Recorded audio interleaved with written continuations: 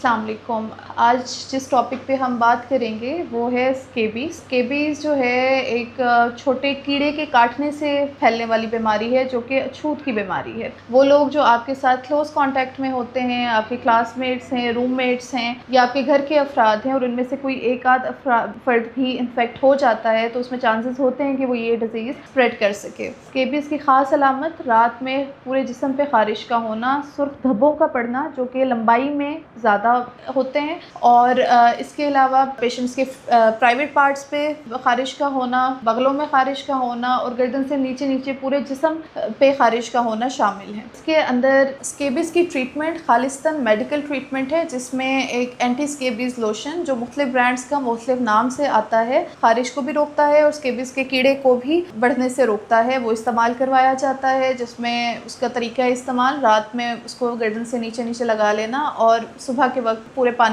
पूरे जिस्म पे पानी का बहाना शामिल है। हर वो मरीज़ जो स्केबीज़ से डायग्नोस्ड है, जिसको ये स्किन इशू है, वो एक पोटेंशियल कैरियर है और वो अगले बंदे को इन्फेक्ट कर सकता है। ऐसे मरीज़ के यूज़ में मौजूद तमाम अशिया जिसमें उसके ज़ाती कपड़े, तौलिया, बेडशीट, इन सब को प्रॉपर एक डिटर्जेंट में धोना, धूप में रखना और उन चीज़ों को धूप लगवाना बहुत अहम है। अगर किसी भी ख़ानदान में कोई फ़र्द स्केबीज़ से इन्फेक्ट हो जाता है तो उसमें बेहतर ये है कि आप उसके कपड़े अलग से किसी भी अल्कोहल वाले सलूशन में, कोई भी डिटर्जेंट वाले सलूशन में डाल के अलग से धोएं और उसको अलग से धूप में सुखाएं। इसके अलावा मरीज़ के इस्तेमाल में मौजूद तौलियों के लिए भी यही तरीक़ाकार है और उसकी बेडशीट के लिए भी यही तरीक़ाकार अपनाना चाहिए।